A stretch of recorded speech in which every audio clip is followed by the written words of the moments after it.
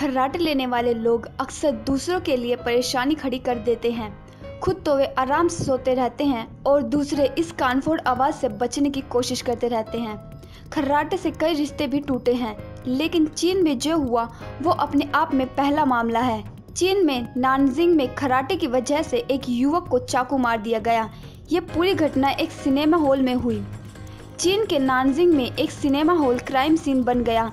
चैन नाम का एक व्यक्ति फिल्म देखने हॉल में गया था। फिल्म देखते देखते उसकी आंख लग गई और वो सो गया। सोते वक्त वो काफ़ी ज़ोर ज़ोर से खर्राटे लेने लगा। फिल्म देख रहे बाकी लोगों को परेशानी होने लगी तो उन्होंने चैन को उठा दिया। इसके थोड़ी ही देर बाद चैन दोबारा सो गया और खर्राटे लेने लगा। इस बार लोगों का पारा हाई हो गया और उन्होंने उसे जगाया। वाम नाम के व्यक्ति का उससे झगड़ा हो गया और उन्होंने चैन पर चाकू से हमला कर दिया। हमले में घायल चैन को अस्पताल ले जाया गया। वहीं वांग को पुलिस ने हॉल में चाकू के साथ हमला करने के मामले में गिरफ्तार कर लिया।